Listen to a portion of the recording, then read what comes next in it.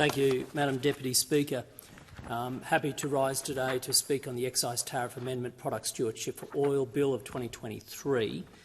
From the outset, I'd like to point out that it was a coalition government that devised the Product Stewardship for Oil scheme and that we continue to support its existence.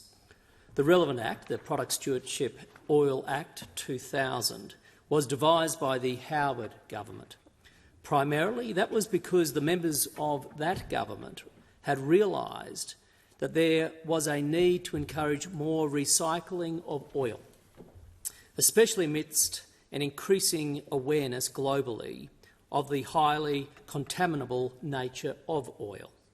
Indeed, at the time this scheme commenced operation in 2001, no oil recycling was being undertaken in Australia at all. As the department website currently says, and I quote, "Since then, the amount of oil that Australia collects and recycles has risen from none to over 320 megalitres of base lubricating oil every year. That's more than half the oil sold in Australia each year." End quote. This has been a levy benefit scheme that has worked extremely well for almost all of its history.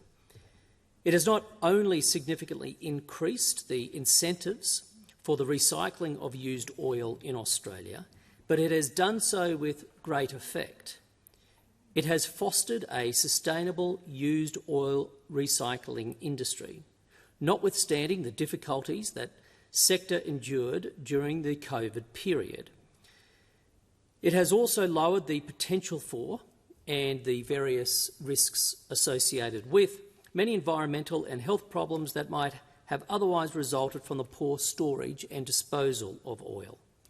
Additionally, and as has been noted in each of the 4 formal reviews of the scheme, including the most recent one completed by Deloitte in 2020, it has also improved industry and community awareness and understanding that oil should not simply be regarded as a waste product. That's a substantial record of achievement. It's important to add that, when it was established, the architecture of the scheme was also carefully designed in such a way as to try to make it, at the very least, self-sustaining. This was so that the scheme, insofar as it remained successful, could continue long into the future without proving a financial burden to the federal government. Unfortunately, though, during the past 4 years, the returns to government from the scheme have been overtaken by the outlays. We understand the latest figure on this is that there has been an average deficit of approximately $34.5 million annually. It's not unreasonable, therefore, for a government to be making the kinds of changes that are reflected in these 2 bills. The Coalition respects that addressing these deficits through a levy rise was identified as one of the 3 recommendations of the Deloitte report.